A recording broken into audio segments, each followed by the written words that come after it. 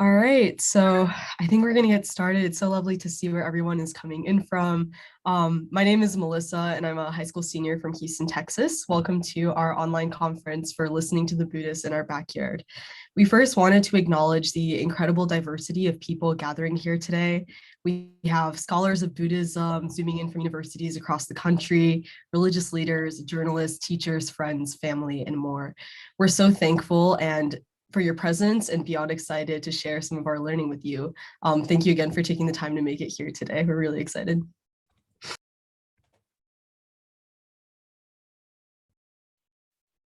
Welcome, everyone. My name is Andy Huzio. I'm one of the co-teachers of this program. I want to speak very briefly and thank three groups of people. The first is to thank all of you who are in attendance today. Some of my family is here.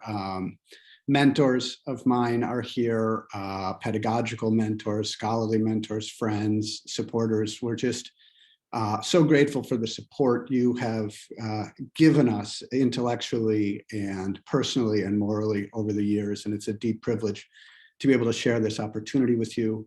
I also want to thank my co-teacher in this project, Chenzing Han. Chenzing, thank you so much for saying yes to us and the students when we proposed this idea. We have just been so transformed by your caring and by your listening and by the deep humility you have brought to your work with us. It has enriched our learning and made us better people as a result.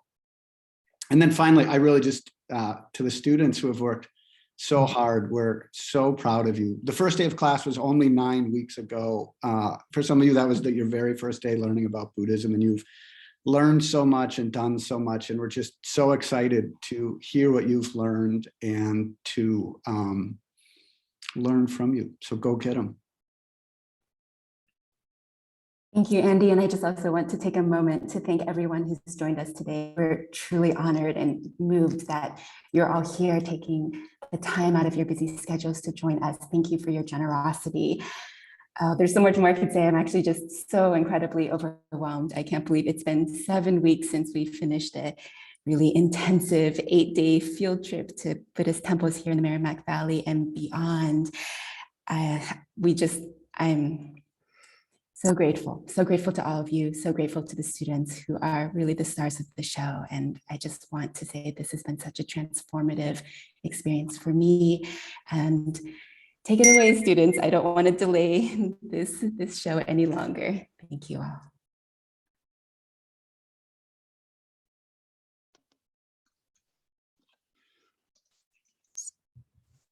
All right, thank you, Lulu, for sharing. We're going to start off with a land and lineage acknowledgement. So we will be using an excerpt from the Five Earth Touching ceremony from Plum Village. Some of us were able to do the entirety of this ceremony at Chua Thong Quan, a Vietnamese Buddhist temple in Lowell.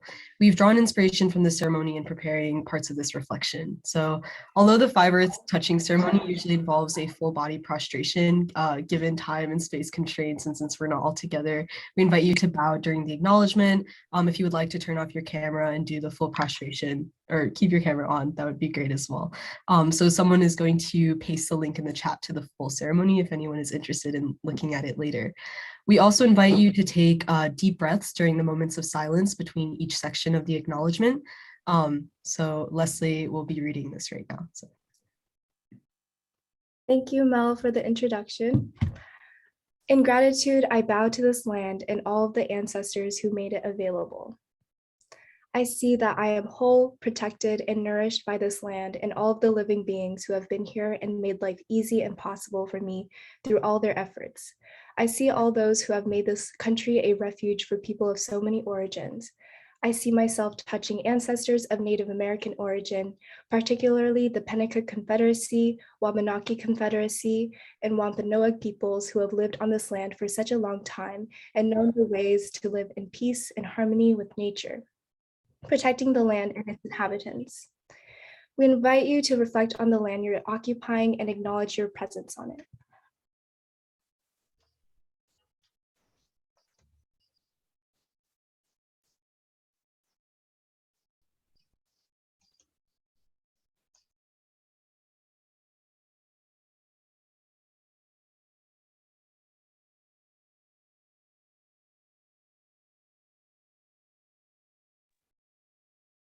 We also want to acknowledge the lineage in our knowledge of Buddhism.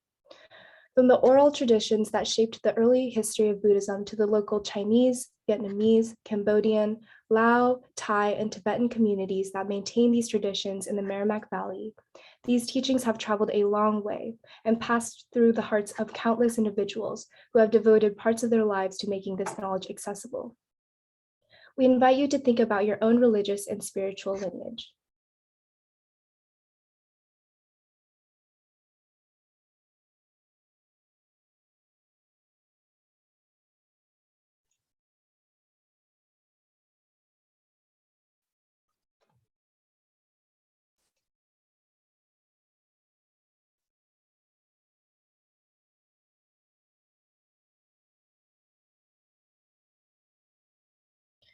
We also want to reflect on those who have shaped us as students, including our parents and caregivers, even before taking our first steps into a kindergarten classroom.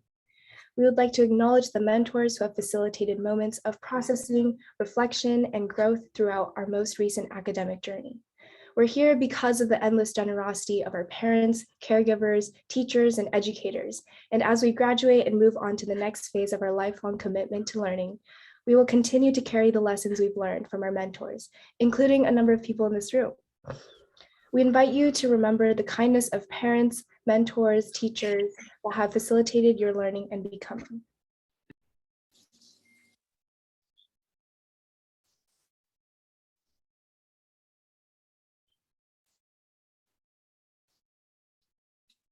Oh, I saw these like faculty members too.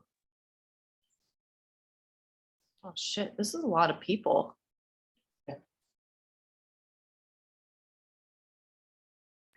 Thank you so much. Now Taylor will give you a brief overview of our presentation. Hi, thank you for that, Leslie. Here is a brief overview of how we'll spend our time together. If you'd like to consult this program throughout the conference, please click on the link to the website or in the chat. We'll start with this introduction and then move through our learning experience in the main presentation, and then split into breakout rooms to connect on a more personal level and return to reflect all together. So now we're going to briefly introduce ourselves. My name is Taylor and I'm from San Francisco. I didn't know much about Buddhism before this project. Great. Hi, everyone. Once again, my name is Mel and I'm from Houston, Texas. I didn't have any prior experience or knowledge in Buddhism before heading into this project and came in really excited to take it all in. Hi, everyone. My name is Haruka and I'm from Tokyo, Japan. So before this project, I've been exposed to Buddhism through my grandparents, who are Shinto and Nichiren Buddhists, as well as through taking courses, including Global Buddhism here at Andover, under Mr. Huzio.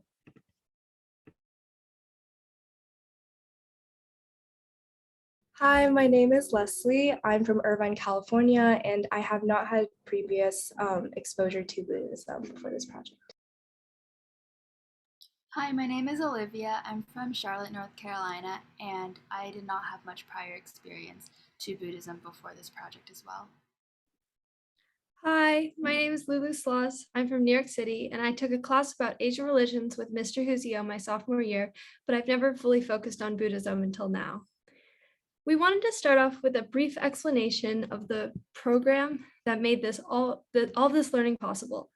The workshop is a term-contained interdisciplinary learning experience for 22 spring term seniors at Phillips Academy. The program immerses students in a term of project-based learning that takes us out of the classroom and into the real world. As it is not a traditional educational experience, we do not follow the normal Andover grading system. Instead, we rely on relational accountability and personal motivation to create meaningful work.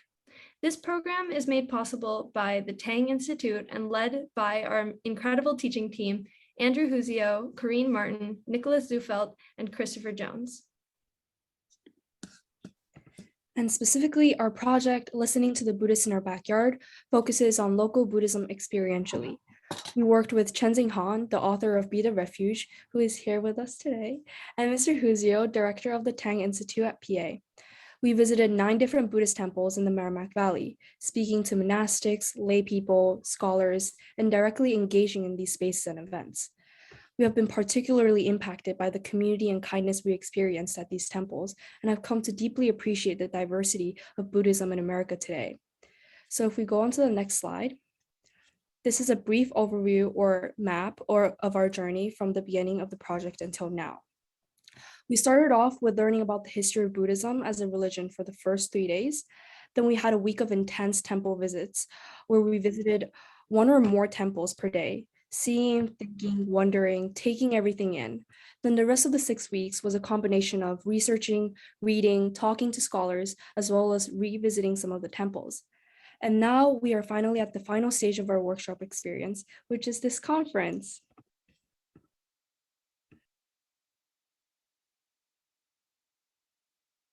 So now we're going to be jumping into temple visits, and in order to talk about it, we'd like to start by showing you a map that kind of conveys the Merrimack Valley and all the temples we visited.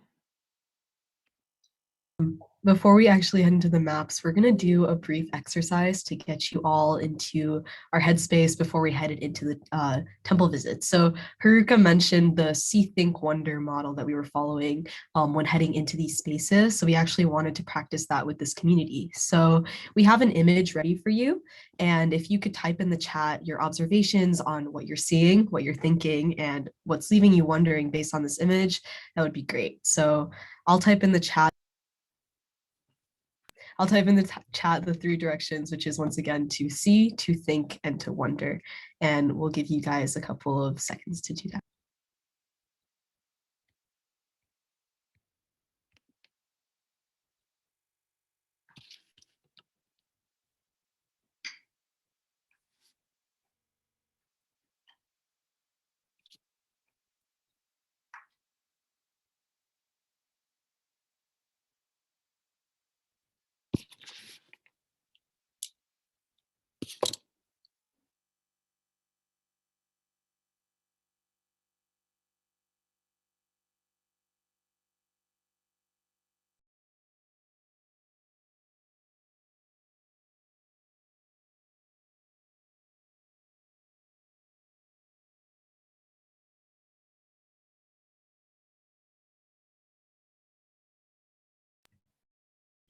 All right, Karen Humphrey Selleck typed in the chat, I see offerings. I think it's a beautiful space and wonder what kind of Buddhism is practiced there. Noah Jones typed, we had a session on shrine setups with 3rd graders today. They would have so many questions, which is so lovely. Adam sees symmetry and thinks scale and wonders about the preparation. So yeah, thank you guys so much for sharing these. What you guys are doing right now is exactly how we approached our temple visits, with most of us having really limited knowledge of Buddhism, which differs from a lot of the people in the audience today. We headed in equipped with curiosity and the power of observation. Details brought questions and questions brought conversations, and slowly we gained familiarity with the space and the community. This is actually a photo of the American Wisdom Association, a Chinese temple in Billerica. After talking to Venerable Manzhong at the temple, we discovered that the 3 Buddhas actually represented different things. So the one on the left is the Western Buddha and is holding a lotus flower. The one in the middle is the Indian Buddha and is holding a jewel, which represents the jewel of life. And the one on the left is the East, or the Medicine Buddha, which is holding a pagoda. Leslie will be going more in depth about what we experienced at the American Wisdom Association in a couple of minutes, and Taylor will be expanding a little bit on the power of See, Think, Wonder later in the presentation. So thank you guys so much again for sharing. So here's the aforementioned map of the Merrimack Valley. As you can see on this map, Phillips Academy Andover is situated right around the middle of the map, and there are many temples around us in the local communities that are all at most a 20-minute drive from our school. But as many of us shared in the workshop group, none of us were really aware of all of this richness and all of these temples that were near us. So it was an incredible gift to immerse ourselves and interact in these spaces. We will be going through each of the temples you see on the map here in the next section under the mentorship and guidance of Chenzing and Mr. Huzia. We offered Donna in the form of oranges and financial donations, and we were gifted so much generosity. We were welcomed into the temple with open arms, and all of our questions were answered and pondered so compassionately and so thoughtfully. So we'll be sharing how these visits influenced our learning and our understanding of Buddhism and communal learning and support.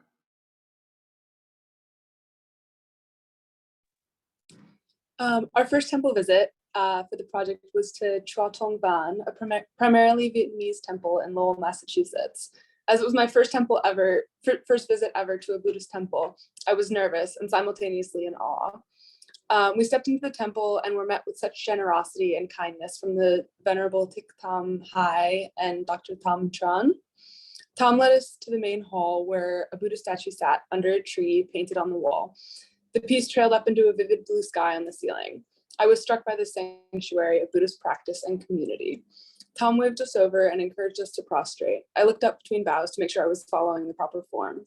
Then we sat for a meditation where I immediately turned inward to focus on my breath, trying to release thoughts as I had been taught to do on Headspace. But this was different. The Venerable chanted, placing an intention on each breath. And as Tom translated, I felt grounded, not only in myself, but my surroundings, and in the realization that each person around me was thinking the same thoughts. It was a profound moment of connection and community.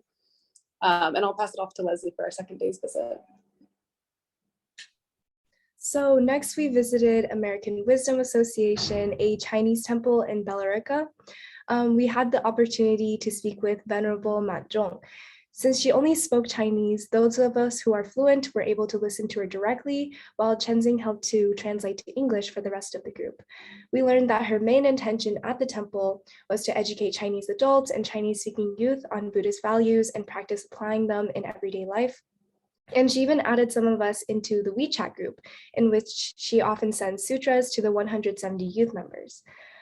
She emphasized the importance of working on and taking care of ourselves, whether through meditation, improving one's posture, as I am doing now, breathing through the diaphragm, fixing our sleep schedule, and tapping into our inner wisdom. She also recognized our interdependent nature on how working on oneself can directly improve one's relationships and also benefit the community. Now I'll pass it off to Haruka for the next temple. Okay, so next up is Boston Buddha Vararam, sorry, a little bit nervous, which is a Thai temple we visited in Bedford, Massachusetts. As we arrived at the temple, we participated in a chanting session. Then we were kindly invited to stand in line to offer food to the monks, as you can see in the picture. And then after that, we shared a meal with Amy, one of the lay community members. This was the first time during our trip where we engaged in a chanting session, a proper service, and a meal with other community members. And from this fascinating experience of offering and receiving, we as a group learned more about how empowering it feels to be able to chant along with others, as well as the power of reciprocity in communal settings. And this was very refreshing for me because although my family is Buddhist, I've never been in a community with Buddhists. And to be able to celebrate Buddhism and the Buddhist community was something I was totally unaware of, but felt deeply, deeply connected to.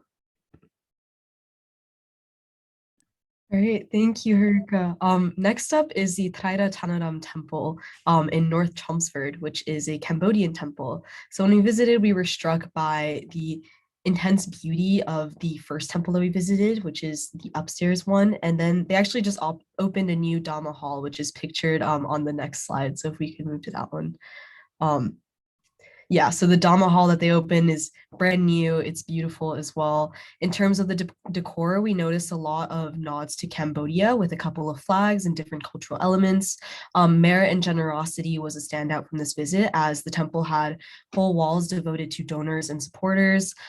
This was also the first place that we saw the mandorla, which is the circle that goes behind the Buddha's head to indicate enlightenment. And the ones at this temple were electronic and lighted up. It was really beautiful. And this was also the first time we encountered the Jataka tales, which are stories detailing the past lives of the Buddha. They lined the walls of the temple and we practiced see, think, wonder and asked a lot of questions on what each of them entailed. We got to speak with one of the venerables at the temple and he took the time to talk to us a little bit about the 5 precepts and then related Buddhism to broader global issues, which inspired further research into how Buddhism intersects with other aspects of life and prompted me to look into Engage Buddhism. Next, we visited Wat Samanki Santikaram, which is a Cambodian temple in North Chelmsford. We had the opportunity to talk to Venerable Sang Mong, a monk who taught Khmer language and culture in South Vietnam in the 1980s and 90s and now in the US. From the Venerable, we learned about the conservation of Khmer culture among refugee populations in Lowell and Chelmsford, as well as the adjustment of Cambodian traditions to the United States.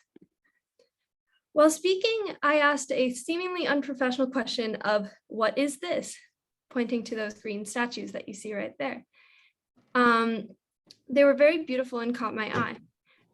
The Venerable explained that these statues are traditional ornaments from a Cambodian New Year's presentation. In Cambodia, they're traditionally made of banana leaves, but at the Wat Samaki Santikaram in North Chelmsford, they were made out of sparkly green wrapping paper.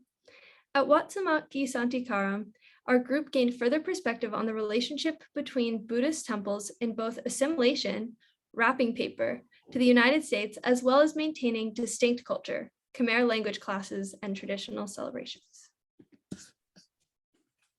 Next, we visited the Nichiren Buddhist Sangha, which was a temple in Haverhill, Massachusetts. This temple practiced the Nichiren Shu lineage of Buddhism. We actually didn't come during the available service hours, but instead we decided to notice and observe posters and the setting in which the temple itself was placed. So in the same address and in the same complex at 76 Merrimack Street in Haverhill, Massachusetts, there was also a martial arts center, a pediatric dentistry, and a Christian church called Family of God. And this was a really, really unique and valuable experience for us to enrich ourselves in this kind of setting, because it was interesting to see how the Nichiren Buddhist Sangha interacted with its local and its immediate community. So that was really interesting to us. Also, when we noticed the posters on the wall, as you can see, we were reading all the text. One specific poster that we were still thinking about and that really was valuable to our learning experience was the 12-step poster. So yeah. Next, we visited the Tin Vien Kwanam Pagoda, which was also in Haverhill, Massachusetts. As you can see in the picture, we spoke with the nun, and the translator, Ku Pham, was so gracious to be able to translate for us. It was a really, really valuable experience, and Ku used Christianity actually as a reference to explain Buddhist concepts and terms to us, which we found really unique and really kind of telling. Furthermore, the nun offered a lot of advice, and she actually kind of helped us conceptualize the temple as a place where people are liberated from pressure and stress, and where people are able to feel joy. And so thinking of the temples in this way was really, really formative for our thinking about temples and thinking about the position of local Buddhist traditions and practices in our communities. We also learned about the history of the temple, and as you can see in the picture on the right, the temple had a lot of plans for expansion, and it was really uplifting and really inspiring to see them taking all the steps to be able to increase the exposure to the local community. So this was a really great experience. All right, so after less than a week exploring temples in the Merrimack Valley, our group got the incredible opportunity to speak with students at the Harvard Divinity School who are studying Buddhism. We started off by introducing our project and sharing some of our reflections. I remember us having so much to cover about what we learned about Buddhism only 5 days in, just to show like the power of immersive learning. Then we got a chance to have a free-flowing discussion with the students on what specific topics they studied, which opened our minds to different fields of Buddhist studies and inspired us to continue digging and reading. We met students like Chantel and Eva, who taught us about decoloniality in Buddhism, and Kyla, who spoke to us a little bit about her work with Buddhist chaplaincy in hospitals. The topics we covered range from appropriation of mindfulness by Western consumers culture to how Buddhism interacts with the land. We left with so much to reflect on and a number of jumping off points for further research. The students also introduced us to really useful vocabulary about learning that we've continued to consult throughout the term. One of those is relational accountability, which is a concept we've returned to multiple times in our group, and essentially covers like how we derive accountability from a group dynamic instead of external pressure. We also were introduced to the idea of liberatory learning, which is an education that recognizes outside factors. And hopefully Olivia will have a chance to talk a little bit more about this later in the presentation. Later that afternoon, we drove over to Cambridge to visit the Cambridge Insight Meditation Center, founded by Narayan Helen Levinson and Larry Rosenberg in 1985. We toured the 4 stories of the building, noticing hints towards Buddhism, as you can see on the next slide, including small Buddha trinkets in the windows and tapestries. It is a predominantly older white community, that they have special identity groups, such as under 35 years old, LGBT and queer people, and people of color. After a conversation with one of the guiding teachers, we practiced meditation, focusing on silence and our breath. The type of meditation was the one that I was used to, but now felt a little bit out of place in, being surrounded by community and Buddhist teachings for the past week. This organization aims to bring elements of Buddhism into practice and to improve people's lives. The next day was, let's see the cover. So next we went to Lumbini Temple, a Vietnamese temple in Lawrence with a building for the main hall and a separate pagoda to honor community members who have passed away, which is on this slide here. We were able to directly speak with a monk, explore the entire temple, and they also generously provided us with spring rolls. So in speaking with the monk, we learned that Buddhist traditions at the temple underwent a lot of adaptations to US culture and surrounding communities. In these adaptations, the monk emphasized the importance of mixing with surrounding cultures rather than completely dissolving into them by abandoning one's own culture. An example of such an adaptation is that whereas Vietnamese Buddhism uses the lunar calendar to decide dates for events and gatherings, Vietnamese American Buddhists primarily practice on the weekends, similar to attending church on Sundays. The monk also told us how, as opposed to Theravada Buddhism, which is more conservative and traditional, Mahayana Buddhism, which Vietnamese Buddhism falls under, more easily adapts to surrounding cultures, both in Asia and in the US. Some of these adaptations include eating 3 times a day, monks being able to cook for themselves, and covering one's shoulders. Pictured here on the left is Lulu and I with the dog named Wisdom, as well as the main hall pictured on the right. Next, we visited the Kurakula Center for Tibetan Buddhist Studies in Medford, Massachusetts. This was the first Tibetan temple we visited, and it showed new characteristics to our group that we hadn't seen before, such as prayer wheels with Tibetan written on them and photos of the Dalai Lama. The Dharma Hall had ornate paintings of scenes with the Buddha and statues of bodhisattvas, as well as pictures of resident monks from the temple with important political and religious figures. We were struck by the community bulletin board that included business cards from community members in the local area and schedules of events in the surrounding area. We also had the opportunity to explore the extensive library and were able to find some books to add to our bibliography. It was apparent that the Kurakula Temple is an essential community organization and incited interest throughout our group in Tibetan Buddhism. And our last stop was the MFA Museum of Fine Arts in Boston, where we looked at various Buddhist art. During our time there, we realized that we were able to connect the dots between what we observed at our visits and the artworks we saw at the museum. So for example, many of the temples we visited had sculptures and statues of a Buddha with one hand outwards, flat, and one hand upwards. And although we saw this gesture repeatedly, we were not aware of its meaning until we read the museum label on Japanese Buddhist sculpture and discovered that it is actually a gesture of welcome with a message of fear not. So it was really fascinating to be able to discover some answers for the questions we had in terms of names, history, and significances on various Buddhist art we saw at the temples.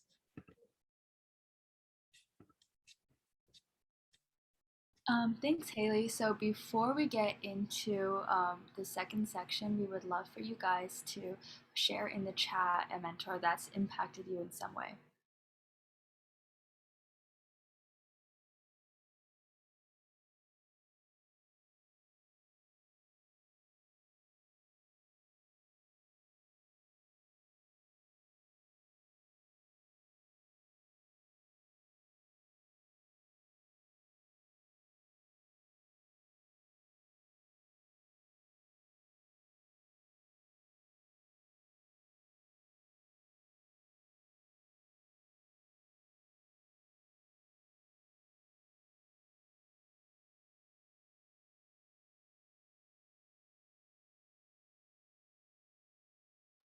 Wow, these are great. Thank you so much for everyone's contributions. I'm seeing Mr. Huzio Chenzing, Diane Moore, Venerable Master San Hua. But this is great. Thank you guys so much. And you guys can continue sharing into the chat. We're going to start getting started with the second section. So after finishing our temple visits, we came back to Andover really, and we were sat down and we were left with so many observations. And we, not only observations, but we had so many questions about Buddhism in America, and still so many unanswered questions and so many interests that we still needed to explore. So for the most part, we sought out books, articles, and journals to fill in these gaps, but we were really lucky to have the opportunity to speak with scholars about our experience and maintain the social and communal aspect that was really integral to our temple experience. So as we continue, we'd love to share some of the lessons that we learned from our mentors and from these scholars, and of course, thank them and honor them for all their time and graciousness. So we, of course, have to thank Chenzing Han, author of Be the Refuge, and also an incredible mentor to our work.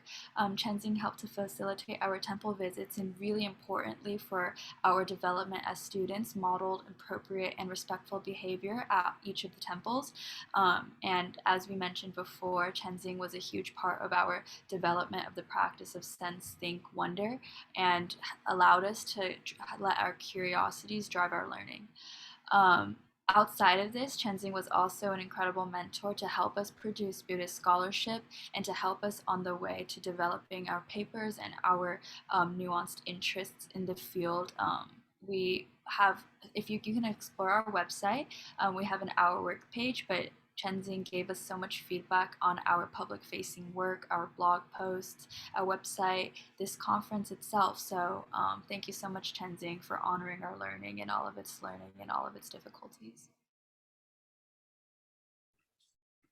Next, we have Dr. Trent Walker, who is a scholar that specializes in Southeast Asian Buddhism, including ritual, manuscript, and translation cultures across Southeast Asian areas. He's actually present here today with us. Hi, Trent. And one thing I wanted to mention is Trent's book, Framing the Sacred Cambodian Buddhist Painting. This book has helped us gain a deeper understanding of Cambodian Buddhist art and how they relate to merit making, which has helped us look at the Buddhist art differently when we visited the Cambodian temples. So, for example, we have been able to see how the art displayed at the temples are also mediums to create meaning and merit for the self, the temple, the collective, as well as ancestors. And back in mid-February, I also had the opportunity to participate in a retreat, Story and Song, Learning and Living with Buddhist Chant, led by Trent and Chenzing at the Barry Center for Buddhist Studies. We learned about traditional Khmer practices of singing and chanting. And what I thought was so cool is that this actually enabled me to recognize some of the chants we heard at the Thai and Lao temples.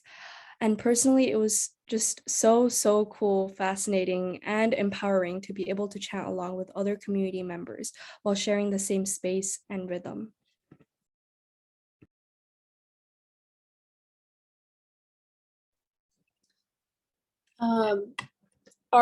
The next professor who we had the honor to speak with was Professor Robert Forant.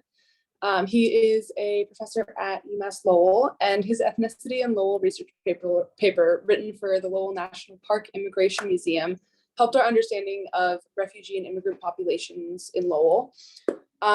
When we had a chance to speak with him in person, we connected our observations to his research, discussing how religious institutions are established by immigrant communities, and often people move to establish communities such as Lowell for that connection. In his work as a professor, he connects sociology, history, and ethnography by immersion in the community for research and to include students' own perspectives in their understandings, which really reminded us of our own research that we were actively participating in. All right, next up is Professor Sarah Jacoby. who is also here with us today. So hi, Professor Jacoby. She is a professor of Buddhist studies at Northwestern University and an Andover alum. Professor Jacoby is the author of Love and Liberation, Autobiographical Writings of the Tibetan Buddhist Visionary Sarah Khandro. Mr. Huzio reached out to her and we had an opportunity to chat about Buddhism at large, as well as our project. We were immediately able to connect based on shared experiences studying at Andover. We actually have a motto here called like Andover Connected, and I think our conversation with Professor Jacoby really modeled that. So Professor Jacoby gave us insight into different areas of Buddhist studies that we hadn't previously encountered and inspired us to continue questioning and researching elements of American Buddhism that we observed during our visits. For example, Professor Jacoby wrote an article called Motherhood is More Than a Metaphor, which we got to read before heading into our conversation. And we ended up having a really lovely discussion about how contemporary Buddhism has a disconnect between how mothers are treated in theory versus in praxis. And we also talked a little bit more about family dynamics in American Buddhist spaces, which we observed earlier in the term. We also had a chance to speak a little bit about the secularization of mindfulness and how a lot of Buddhism in America is secularized mindfulness detached from Buddhist cultural heritage. So a lot of insight meditation centers will practice a version that focuses primarily on meditation and breathing without acknowledging Buddhist origins. And we also had a chance to speak a little bit about Buddhist pedagogy and Buddhist teaching, with Professor Jacoby sharing some of her insights and experiences in teaching Buddhism to college students. So we were really grateful to have spoken with you. Next, we had the opportunity, or this is out of order chronologically, but we also had the opportunity to meet and talk to the women who created the database that informed so much of our learning, Professor Diana Eck, the founder of the Pluralism Project, and Miss Ellie Pierce, the research director, who's here today, which is incredible. The Harvard Pluralism Project, which has documented the depth of the Harvard Pluralism Project has documented the depth and multitude of different religious practices in the Boston and in the surrounding Boston area and across the United States. Their website includes profiles illustrating the individuality of every temple and different articles promoting their message of diversity and coexistence. Our conversations with these two incredible scholars helped our group navigate our question asking within the temple visits we were going on. They both told us their stories of finding religious pluralism, as well as asking and showing interest in our endeavor, which helped us narrow down our intentions for the project and slightly boosted our egos. So next we have Dr. Tom Tran, who is a youth group program leader and organizer at Chua Tong Van Lowell, the first temple we visited. Dr. Tran served as an introduction into Buddhisms in which we were able to learn respect and etiquette at temples. Through her generosity, Dr. Tran helped us feel welcomed by leading meditation, offering us food and tea, as Taylor mentioned previously, and being extremely open in answering our questions. She gave us the confidence to continue asking questions at other temples. We also engaged in reading her journal articles and interviewing her about her direct experience in leading a youth group for second generation Vietnamese Americans. We learned about the importance of these programs to facilitate the formation of youth's cultural and ethnic identities and how these programs help to bridge intergenerational gaps between these children and their cultural heritage. We were also able to attend weekly meditation and Dharma talks on Wednesdays led by Dr. Tran and Abbot Monk Venerable Thich Tam Hai, in which we experienced being part of the temple community through meditation and sharing stories with other members in attendance. And here you can see us with Dr. Tran and Mickey, who is their cat. Thank you, Leslie. Mickey was such a sweet cat. I think about him a lot. But next up, we wanted to take some time to honor some of the other scholars that influenced our thinking and some more casual conversations we got to have throughout the term. So some of the books that are featured on the slide were really influential in helping us develop our research and find different areas of interest in Buddhist studies. So first is Jimin Bao's Creating a Buddhist Community, a Thai Temple in the Silicon Valley. Jimin Bao is actually here today, so thank you so much for being here. there were a lot of connections to our studies, especially noticing how temples in the Merrimack Valley are often a way to create immigrant communities. And also there was an idea of having like webs of interconnectedness, which has been really influential for some of our thinking in terms of interdependence and interconnectedness. The second is Duncan Williams' American Sutra, which covers Buddhism during the Japanese mass incarceration during World War II. It inspired our group to think a lot about of faith as resilience. The third one is Carol Stratton's What's What in a Wat, which oriented us before we headed into temple visits, introducing concepts like generosity, which is dana, and also just how we conduct ourselves respectfully in temple spaces. The fourth book is Ronald Purser's McMindfulness, which talks a little bit about the secularization and commercialization of mindfulness and how detachment from Buddhist roots is something we see in a lot of like the contemporary mindfulness movement, which we notice in a lot of different communities that we're a part of, both on campus and beyond. We also wanted to take time to honor Priya Parker's The Art of Gathering, which influenced a lot of our thinking on planning this event and reminding us of the value of being in community and sharing our knowledge. We also got to have conversations with Susanna Poland, who is here and helping us a little bit with tech. So thank you so much. She's also an Andover alum. And we spoke to her a little bit about incorporating Buddhism in the Bhutanese education system, which is really, really interesting. And we also got to speak to Karen Te Yamashita, who told us about Buddhism in Brazil, which was really fascinating for me since I'm Brazilian. And it's interesting to think about the religious diversity of my country. So.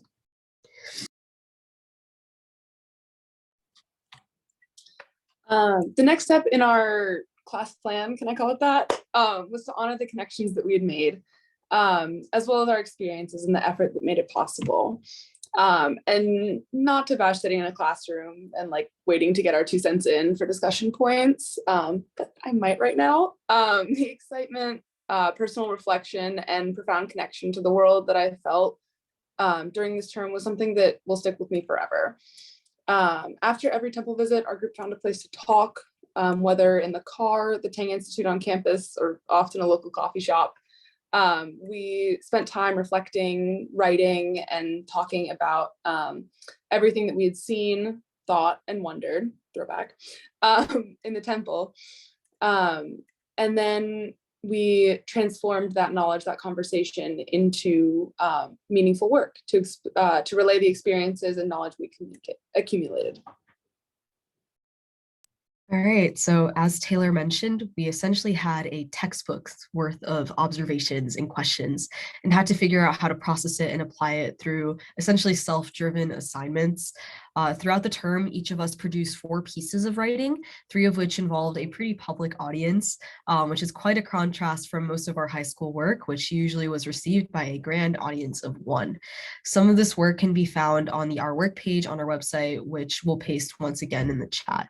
So we started off by writing a reflective blog post for Beginner's Mind, a column of Buddhist or Global magazine, which centers the voices of students encountering Buddhism for the first time, which was us. So it was really fitting. Our topics range from seeing ignorance as a source of inspiration instead of shame, to finding refuge, to impermanence, to releasing attachment to external pressures.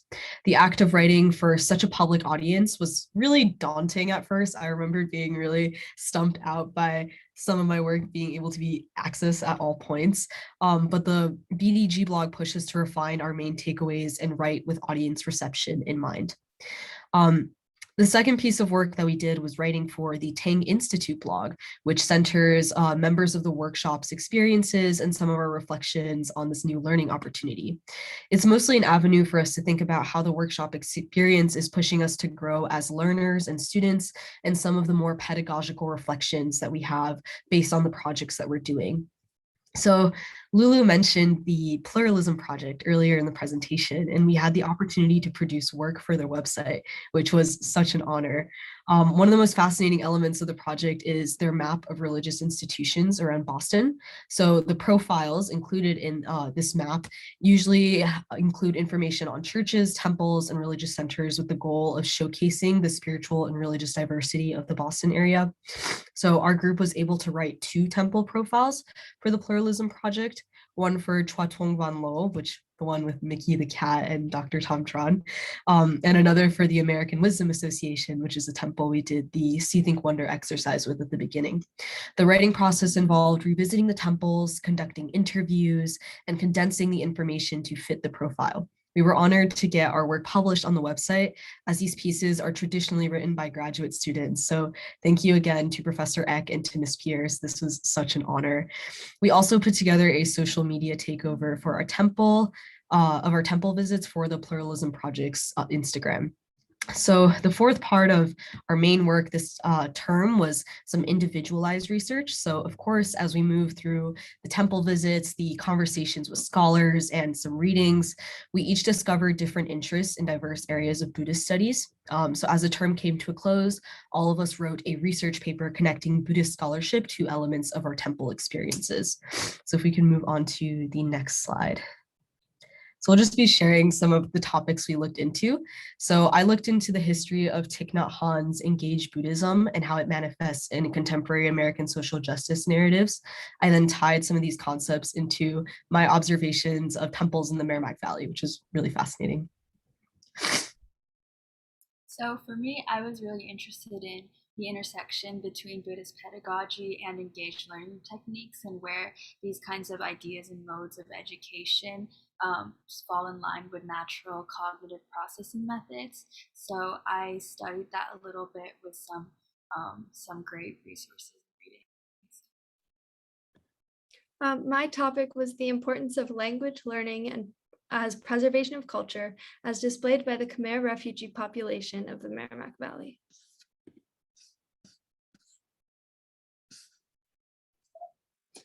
I was curious about the fundamental social structure of merit in Buddhist cultures, and especially how it has been adapted to continue flourishing in the United States capitalist economy. My research delved into agency amongst Asian American youth in choosing beliefs in Buddhism and Buddhist identification. I explored factors that hinder and promote agency. And then my individualized research was similar to Leslie's, centered around the ways in which Asian American youths learn about themselves and in relationship with Buddhism through team and communal settings.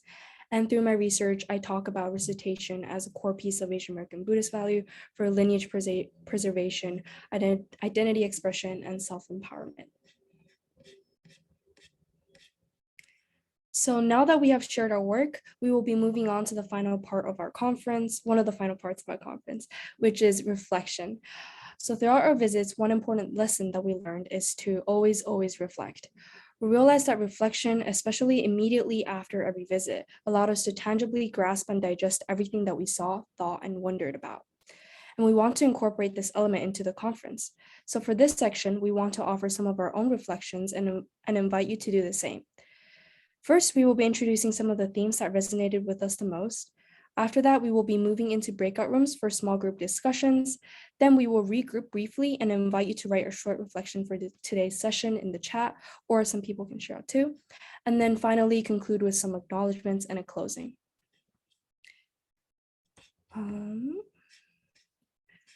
Okay, I can go first. So throughout the temple visits, something that really stuck with me was the power of communal learning.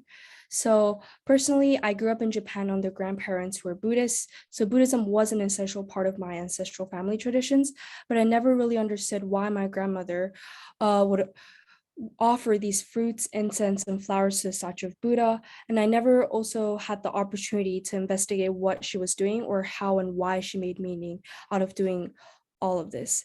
And I think that the visits to the temples was definitely a transformative experience for me. Throughout our visits, we always received gifts from the temples. And although these gestures of generosity at the temples were simple, they were dana, a living Buddhist value. And this really helped me to realize that communal learning is a kind of sensory experience that I otherwise definitely would not have been able to encounter through a homework reading of generosity in Buddhism. And this helped me to think about how Buddhist teachings are not just scriptures, but they're actually people's livelihoods and what builds and sustains communities. So I'm really thankful for the workshop and the communal direct learning that I've been able to experience through the workshop, because I'm confident that I now can begin to answer why and how monastics, lay people, and even my own grandparents and I generate meaning from Dana. Yeah, a little similar to Haruka's reflection, I've been thinking a lot about civic engagement in our learning and in our work. So for most of my experience as a student, my learning has existed in isolation. I would read about a community and get a general grasp of the main issues and questions that permeated daily life. I would submit an assignment on it and move on, rarely thinking back to the implications of my learning. So in this type of model, it would be really easy to memorize information and immediately forget it. It would be easy to zone out when we were having conversations about people's lived experiences. And the weight of what I was learning and retaining was influenced by grading and individual interests. I'm caring about this one thing momentarily because I need to prove that I know it and then never think about it again. With this project, we had the opposite experience. As Rika was mentioning, we were learning directly from these communities, which invited a sense of urgency and presence. You're in these spaces learning from people who are taking time out of their days to talk to you about their lives and their communities. And it's really difficult not to be present. And that moves on to the second section, which is respect. Like, you are in these communities sharing this space, and you have to be respectful of like the space that you're taking up in there. So I've been thinking a lot about how this teaches students to develop empathy. I know that I've become a more empathetic person over the course of this term. And yeah, just having respect for these communities and the incredible opportunity to be in community with these people. And the third is connection and retention. So I think in this experience, knowledge was something that wasn't just noticed or retained, it was more so something that's embodied. So we're not remembering words on a text, but sensations, conversations, voices, and smells. And casual conversations over tea are just as valuable as dense chapters in a textbook. And this has just been inspiring me to be a better person and a better listener. A lot of the temples that we visited prioritize a sense of listening and genuinely caring about what people are saying to you. And I think I've become a better friend and a better daughter. My mom is in the audience, so hi, Mom. But every conversation is a learning opportunity. So it's just inspired me to approach every conversation I have with a lot of interest and passion for what I'm going to hear. I think another element of civic engagement is that we learned about tangible ways to support and give back to these communities. I think sometimes when you're doing readings in a classroom setting, you hear about like, oh, how can I help out? But when you're in community with these people, you learn how you can actually practice that. So for example, we would visit certain temples and learn that they would need help setting up for a celebration or need volunteers to help rebuild a certain part of the temple. So it just teaches us how to be more helpful and better, more engaged citizens. And I think the third part of civic engagement is also the work that we were producing involved authentic audiences. So we weren't just writing to a teacher, but to people who would be reading our work to learn from us, which is such an honor when you're 18 and in high school and you've been trying to prove that you've learned something from someone else. So I think we were thinking a lot about, who are we sharing our knowledge with and how is it enriching us? Like, how is the work that we're doing enriching us? But I think with this project, we started thinking about how is the work that we're producing enriching a community and enriching an audience. So it's been a really, really wonderful time. So next, I want to share a little bit of my reflections on learning and pedagogy. When we were at the Harvard Divinity School, a graduate student was really, really kind and gracious to share her experience, asking the question, can I leave this class and feel better? And I think that question really stuck with me because it helped me to conceptualize learning as something that can be liberatory and something that can be joyful. And so reimagining learning as a practice of giving to the self and at the same time giving to one's community can be really daunting and really challenging, especially when a lot of structures of learning and standardization capitalize on comparison and competition. So to be aware of a breathing and living community seems to be kind of out of this pattern of assessments and comparison, but it can really enhance our abilities to learn and our relational accountability to one another. So from a pedagogical standpoint, nurturing student creativity and problem-solving ability really is a homage and to Thich Nhat Hanh, who is a Vietnamese monk, his discussions of interdependence, as well as I loved Bell Hooks's book on teaching to transgress, and both point to really this idea of hope and peace in the classroom and this grounding in community and in liberation. So yeah, to leave off, I think when active participation as a part of building community becomes the norm, we really affirm that each student is intimately interdependent, not only with one another, but within the communities that they're part of. And when we acknowledge that each student is interdependent, we affirm that learning is not only it's not only not isolated and non-operational, but it's a function of community and it's necessary to create change.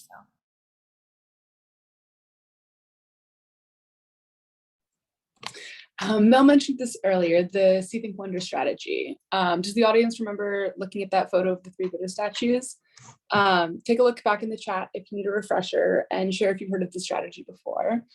It's an artful thinking routine from Harvard's Project Zero, which Mr. Huzio introduced to us before we even set foot in the temple. The aim of this practice is to slow down the process of unknown to known, and helped us to observe and question our own preconceptions. The routine allowed students time to thoughtfully consider not only what we're observing, but also what those observations mean. And this learning strategy really changed my perspective on learning and classroom engagement.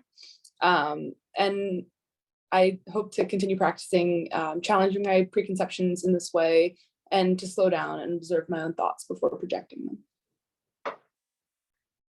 So in echoing the previous reflections surrounding community and generosity, I was particularly struck by the kindness that I consistently experienced at each of these temples, which contrasts greatly with the more competitive and individualistic culture I often experience with peers at Andover. During Thai New Year at Boston Buddha Vararam Temple, the Thai temple, the large crowd gathered that day formed a massive circle right outside the main hall, where the monks walked around with their alms bowls to collect sustenance. We brought fruit and packaged ramen noodles to place into their bowls, and I was very moved by the amount of people gathered together that day to participate in this ritual as an act of generosity and making merit. Since the monks just finished leading chanting in the temple, the alms round was a particularly powerful representation of reciprocity in giving, which strengthens relationships and communities. So I thought that these embodied experiences of being surrounded by a culture of generosity really impacted me to become more thoughtful and kind in my own life and incorporate these values in the work that I am creating, especially when considering that our work is seen by communities and not just a singular teacher. Although I'm still working on being more intentionally kind in my everyday life, the act of gifting fruit or providing monetary donations to these temples serves as an active reminder of my commitment to generosity and giving back to these communities that have so kindly welcomed us into their spaces.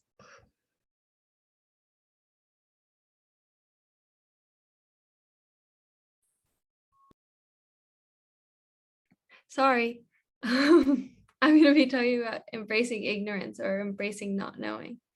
Our group embarked on this learning path with almost no prior knowledge of Buddhist ideology or practice.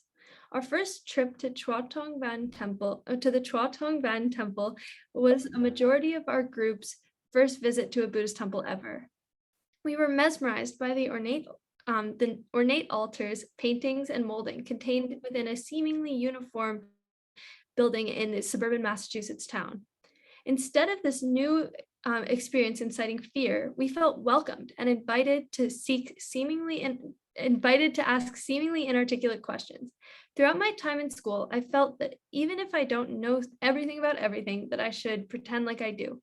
If I were to do this in one of the temples we visited, we would have seemed like idiots in front of incredibly kind monks and lay people who offered to share information with us. Luckily, within these temples that we visited, ignorance was accepted as long as it was accompanied by curiosity and an open mind. We quickly realized that asking questions that were just vessels to slyly display our knowledge would end in one-word answers and frustrate the people who were graciously working to overcome the language barriers between us. The purely selfless act of sharing information, food, and a safe space to ask questions was one that really touched me. The time I spent being accepted for not knowing in these temples and appreciated for what I wanted to learn was incredibly validating and motivating. As we all enter adulthood and try to decipher our own beliefs and the spaces where we feel comfortable, accepted ignorance and informative discomfort are feelings that I hope to keep with me for the rest of my life of learning and provide to those who enter my spaces of comfort and knowledge inquisitively. Okay, thank you for listening to our reflections. Now we're going to be moving into breakout rooms with each of us in separate rooms. You'll be able to hear more about our reflections and individual research, but also converse, and we would also like to converse and connect with you all. So it'll be more of a discussion. If you have questions, now is the time to ask. We will gather back together in 15 minutes so that we have an opportunity to share our own reflections and write a little ending note. Thank you. See you soon. Wait, here we go.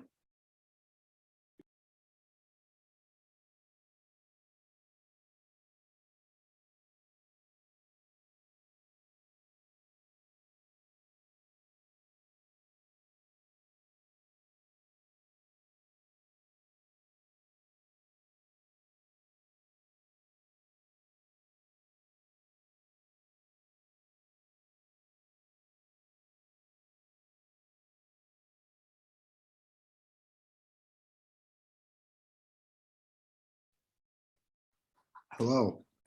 Hi, Andy. I don't know. I wonder if the students are still here.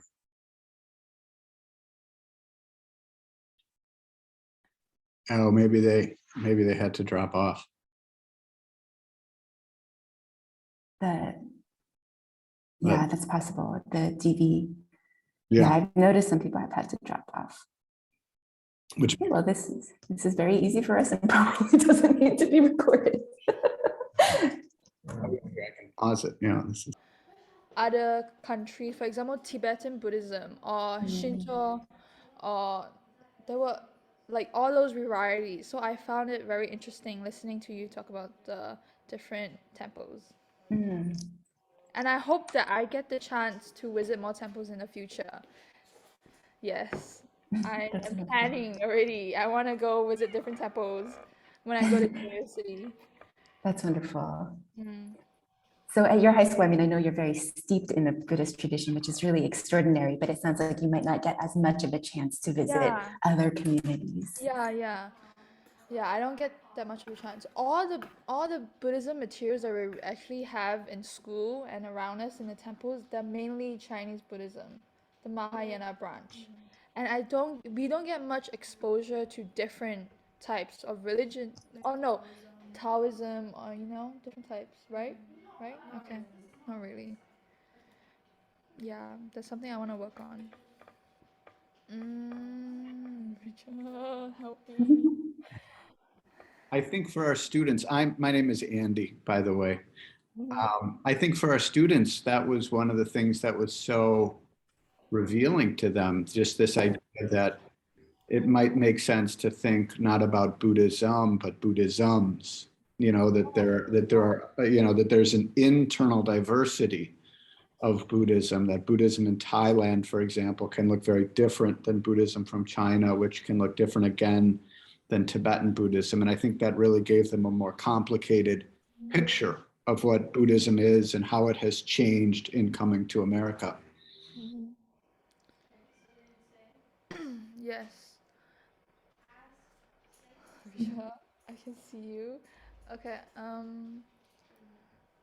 Yeah.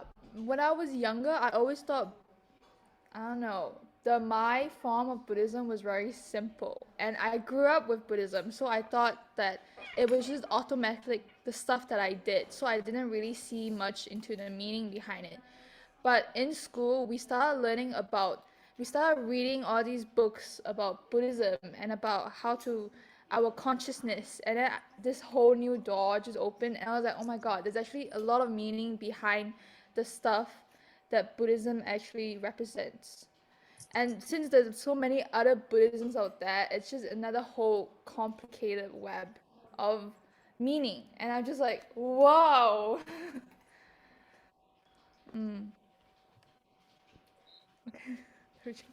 Are you there with some of your classmates? Yes, I'm Yeah. here with my sister Oh, who is avoiding the camera.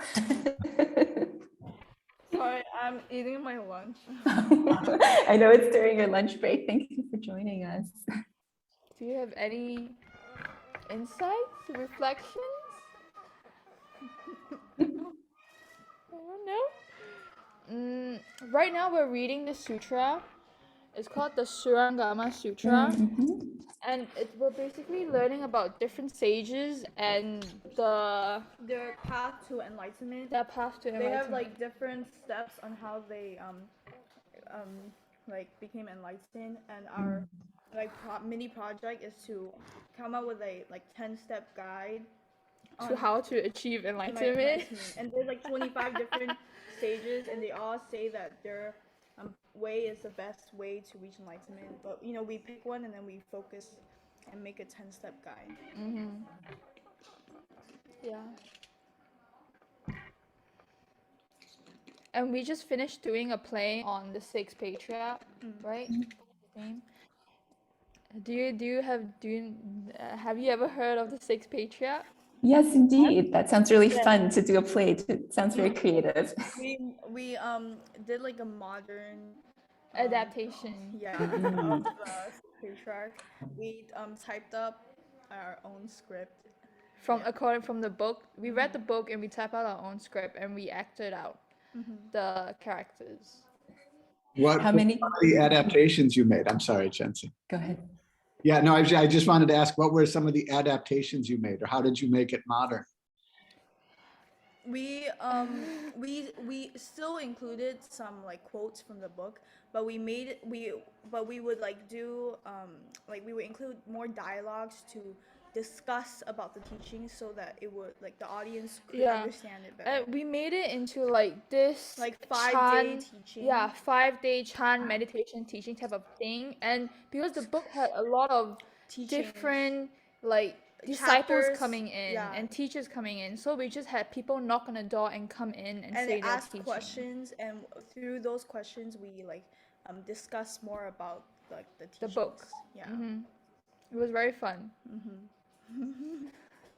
And we try to make it funny. Yeah, I think it was more of a comedy because the audience were laughing quite a lot. That sounds great. I think we might be kicked out of this breakout room in about a minute, but it's really inspiring to hear what other high school students, how they're engaging with Buddhism in creative and applied ways. I thought that this school did a very great job exploring Buddhism. It's so in-depth. It's so in-depth. And they did so much research, and I feel so, wow. They're great students.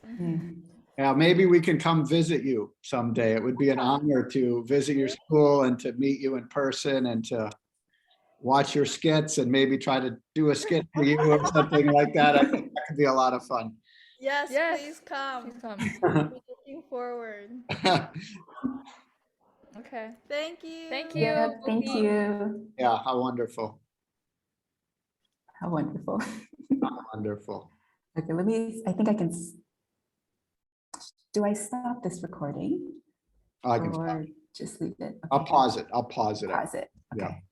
You can also drop in the chat anything that stuck with you or was interesting. Yeah, thank you so much for participating in our breakout rooms.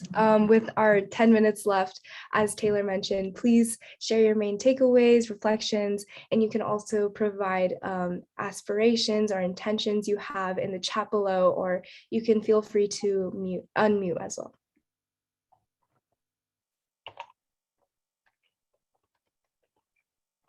Also, for those of you who are in my breakout room, I'm so sorry that we got cut off. Anyways.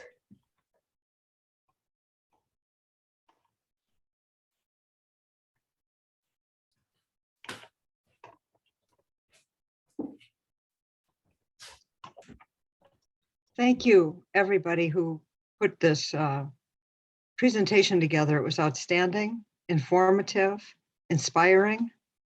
It was very, very well done. Thank you very, very much.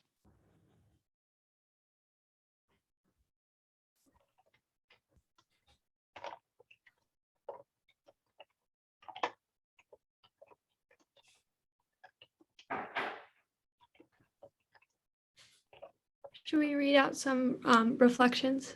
Yeah, okay, I'll go ahead. Where did it start? Dr. Walker said, such a rich discussion. Thank you, Mel, for addressing our questions so clearly and insightfully. Mr. Brian Blackmore said, completely inspired by this work. Ms. McCaslin said, I leave very curious about the idea of relational accountability and impressed with the value of writing for public audiences. This is very interesting. This was incredibly important to our research.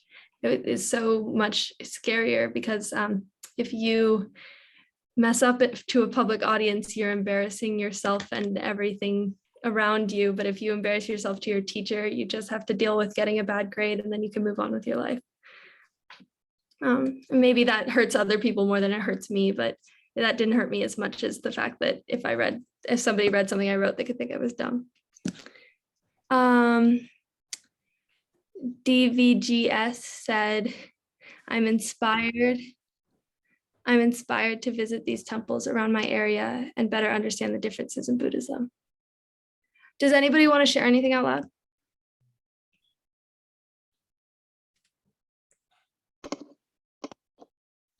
Yeah, maybe I'll just pose the question. I'm wondering how you as a group think that interested Andover students could potentially visit temples in the area,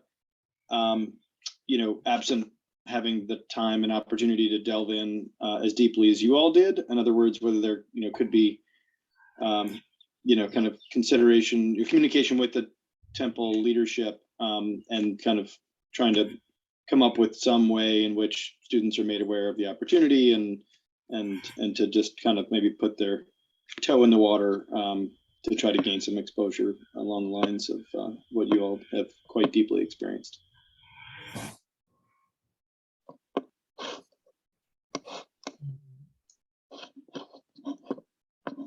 I think one way we've been thinking about how we can incorporate some of our learning into the broader Andover curriculum is bringing a lot of this into the Relfill classrooms. So some of the courses that they offer are like, we have Buddhisms, which Haruka got to take with Mr. Huzio. We have Asian religions, which Lulu got to take with Mr. Huzio, as well as like religions of the book, global Islams. I got to take global Islams as well. It was a really great class, but we were thinking a lot about how maybe like a temple visit could be part of the curriculum and maybe even adapting this project into like a mini lesson plan for Buddhist classrooms at PA. So just like reminding people that what they're studying is actually like 5 minutes away from them if they go down the street to Lawrence. So I think like incorporating it into the Relfill classroom would be a really effective way for students to know about these opportunities, and also just like maybe promoting and expanding the workshop as a way for people to engage with more experiential and immersive learning models.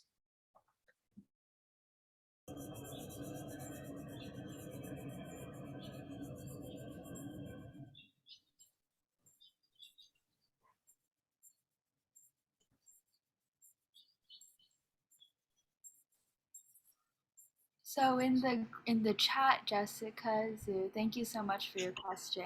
I'd like the presenters to say a bit more of how collective learning happens, tips for sustaining that dynamic.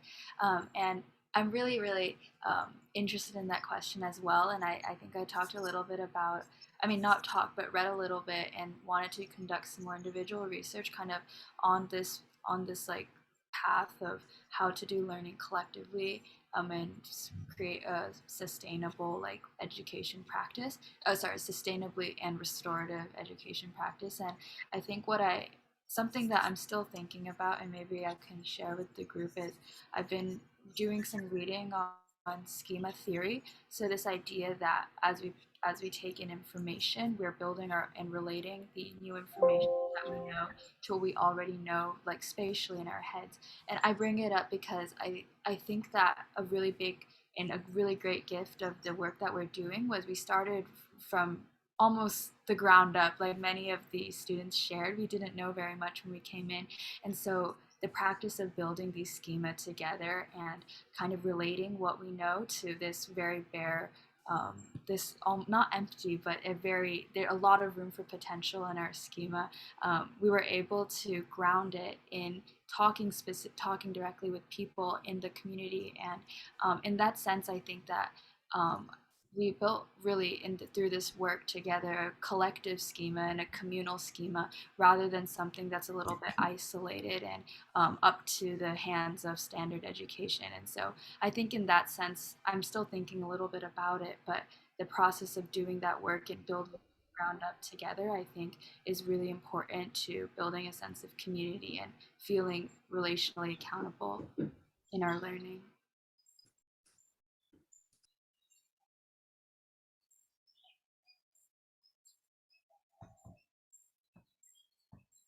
Yeah, we also had a practice of just being really comfortable saying when we don't know something. Really early into the term, we wrote on our whiteboard, group norms, be comfortable saying, I don't know, because a lot of Andover has been like always prioritizing having knowledge and being able to share.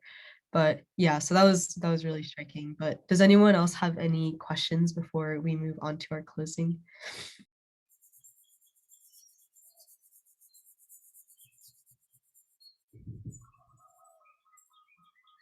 Actually, I have a question. First of all, like I love the presentation. It was so inspiring and I'm really happy for you guys. One thing I was thinking about while listening to the presentation was sort of how we are coming out of the pandemic and how the COVID pandemic has changed a lot of like the ways that people have to practice religion, as well as like how you learn. So I was wondering, you know, if you guys did have the opportunity to talk to the different temples about how they were navigating that, as well as just like personally how you felt kind of jumping back into things and going into the community when we're all sort of coming out of this place of isolation. I think for me, it just really emphasized the sense of community and connection. We definitely respected all the masking guidelines and tried to stay as safe as possible. But yeah, it was amazing to engage in that way. And it was such a honor really to speak to people and to be able to kind of just go somewhere and connect in that way. And I feel like that is such a it really made me value that experience so much more after having lockdowns and isolation and being stuck in this certain mindset where we couldn't connect with people. I think it really just emphasized the importance of that and that experience. Yeah, thank you. Yeah, it really reaffirmed just how important community is, especially in learning about religion, because it's such an important aspect of that field. Now we will. Wait, can I say something really quick? Yeah. Oh, yeah. So there was also at the temples, we also learned that some of them had to like move into like a more virtual format or like hybrid format, but like a lot of them stayed open to invite people into the temple even throughout the pandemic. But the youth group programs, some of them were particularly impacted. And now when it's moving back in person, for example, the Chua Thong Van Lo temple, there have been like a dramatic decrease in terms of like youth members. So that has been like a negative impact, but as they're moving back into a more like in-person programming, it will hopefully go back to like the numbers before the pandemic.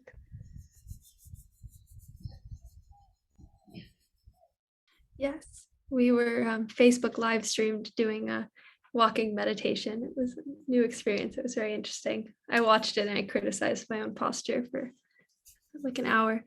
Now we will begin the end of our presentation. Thank you so much for all of your beautiful reflections. To continue reflecting and learning from one another, we would like to leave you with our website located in the chat, which will have Mr. Huzio's contact information and a recording of the Zoom. We will also have an we also have an Our Work page on the website if you would like to browse some of the work that we've done this term. And our slides will also be posted on this section of the website for future reference. And then finally, we would like to honor the time you all have spent with us today, whether you're zooming in locally or all the way from the other coast. This has been an incredible opportunity for us to share and reflect on our learning, and we are so grateful to have done so in the presence of such brilliant and supportive scholars, writers, alumni, students, teachers, and lifelong learners.